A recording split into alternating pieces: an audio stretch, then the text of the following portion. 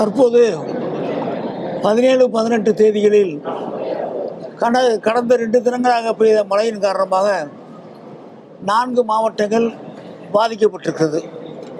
அதில் மிகவும் பாதிக்கப்பட்ட மாவட்டமாக தூத்துக்குடியும் திருநெல்வேலியும் இருக்கிறது. நம்முடைய மாவட்டம் தென்காசியும் கன்னியாகுமரி மாவட்டங்கள் விளைநிலங்கள் மிகவும் பாதிக்கப்பட்டிருக்கிறது. நம்முடைய தென்காசியை பொறுத்தளவிற்கு விளைநிலங்கள் நிறைய பாதிக்கப்பட்டிருக்குது. நேற்று வரைக்கும் நாங்கள் விவசாயத்துறை அதிகாரிகளோடு கலந்து அந்த பணிகளை செய்து கொண்டிருக்கிறோம். மொத்தம் நேற்று வரைக்கும் பார்த்தீங்கன்னு சொன்னால் நெல் பயிர் 3009 ஹெக்டேர், மக்காச்சோளம் 4200 ஏக்கர், பயிர் வகையில் உளுந்து இந்த வகையில் பார்த்து சொன்னால் 13800 ஏக்கர், மொத்தம் 21222 ஏக்கர் நேற்று வரைக்கும் கணக்கு எடுத்திருக்கோம். தென்காசி மாவட்டத்தை பொறுத்து இன்னைக்கு நமக்கு எடுத்துட்டு இருக்காங்க. இது மாதிரி எல்லா மாவட்டங்கள்லையும் எடுத்துட்டு இருக்காங்க. மழை இன்னைக்கு தான் கொஞ்சம் விட்டுருக்கு. அதனால் இப்போ தான் ஃபீல்டுக்கு ஆஃபீஸர்ஸ் போய் உட்காந்து அந்த கணக்கை பார்க்க முடியும்.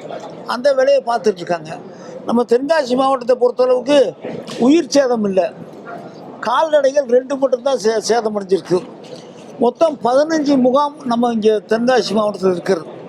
அதில் 521 பேர் நம்ம தங்க வச்சுருக்கோம். அவங்களுக்கு வேண்டிய படுக்கை வசதிகள், சாப்பாடு வசதிகள், பால் போன்றவைகள்லாம் கொடுத்துருக்குறோம். நம்முடைய மாவட்டத்தை பொறுத்தளவுக்கு ஓரளவுக்கு மின்சார தடை இல்லாத அளவுக்கு அதையும் செய்திருக்கிறோம். பால் தட்டுப்பாடு இல்லாத அளவிற்கும் அதையும் நாங்கள் கவனித்து கொண்டிருக்கிறோம்.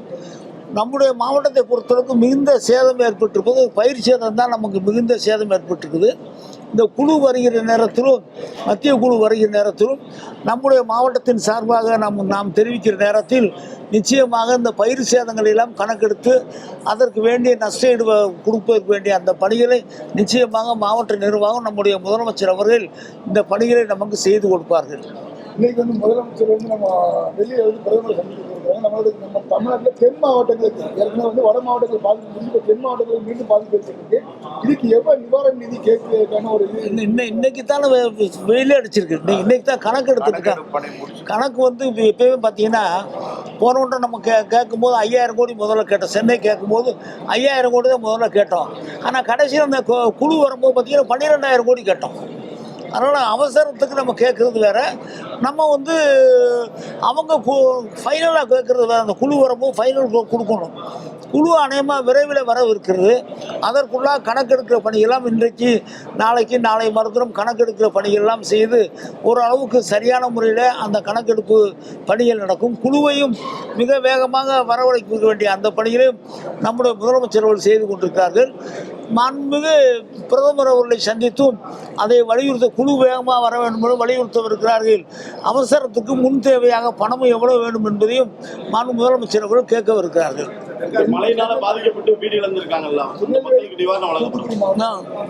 வீடு இழந்த குடிசை வீடு இருந்தால் அதுக்கு ஒரு கணக்கு, கட்டடம் நம்ம கட்டடம் இடிந்தால் அதுக்கு ஒரு கணக்கு. அது கவர்மெண்ட் நாம்ஸே இருக்குது. அந்த நாம்ஸ் படி எல்லாரும் கொடுத்துருவோம். கால்நடை நம்ம மாவட்டத்தில் மொத்தம் 2 தான் இறந்துருக்கு. 2, அது கூட ஆட்டுக்குட்டி தான் இறந்துருக்கு.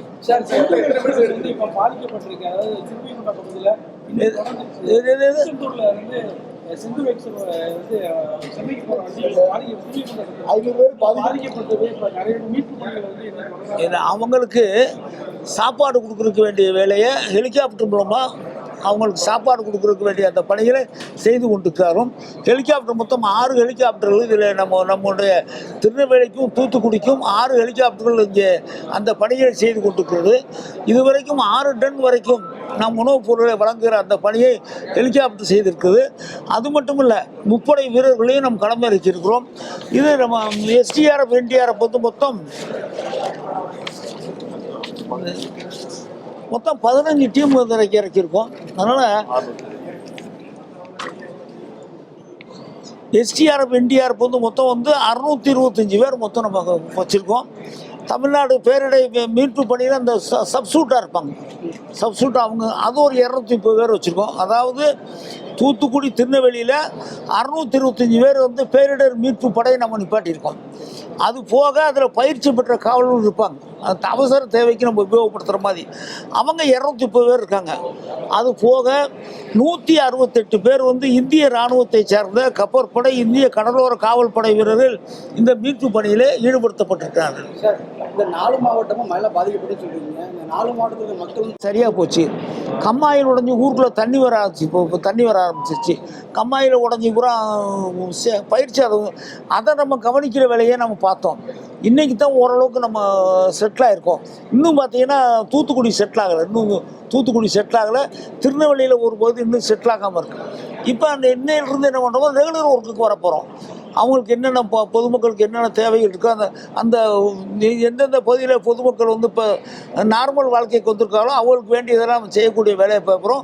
மருத்துவ முகாம் கட்டாயம், இவ்வளோ பெரிய மழை வந்ததுனால மருத்துவ முகாம் எல்லா பகுதியிலும் கட்டாயம் நடத்தப்படும். தூத்துக்குடி மாவட்டங்களில் வந்து இப்போ வந்து மக்களுடைய இயல்பு வாழ்க்கை வந்து அதிகம் பாதிக்கப்பட்டது. இப்போ அவங்களுடைய மீட்பு பணிகள் இந்த அளவுக்கு முன்னெடுக்கப்பட்டது.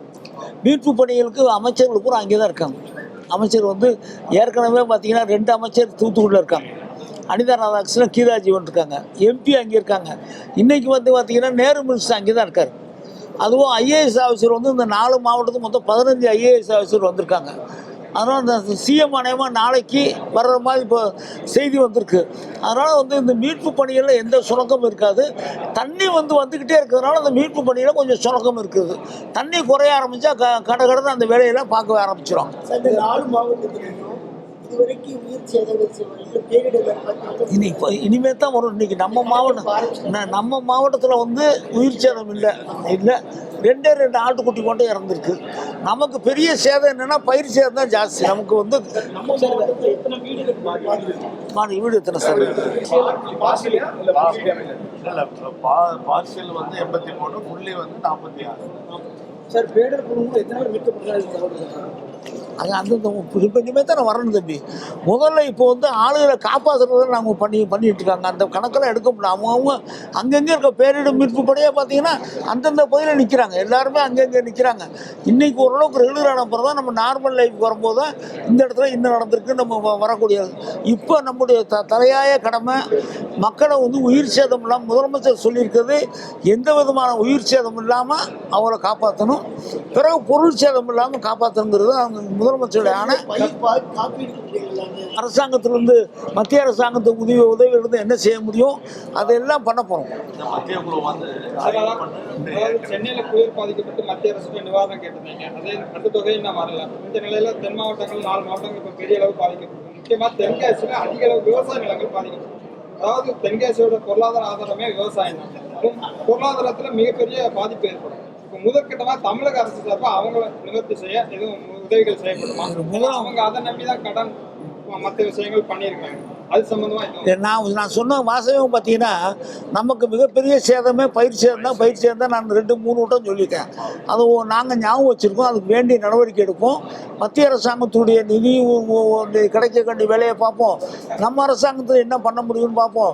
இன்சூரன்ஸ் பண்ணியிருந்தாங்கன்னா அதையும் என்ன பண்ணுவோம், எந்த வகையில் அவங்களுக்கு நிவாரணம் கொடுக்க முடியும் என்பதை ஆலோசித்து ஆலோசித்து அது செய்யும். சார், சென்னையில் மாதிரி இங்கே எதுவும் 6000 ரூபா கொடுக்க திட்டங்கள் இருக்கா? அது முதலமைச்சர் எடுக்க வேண்டிய முடிவு.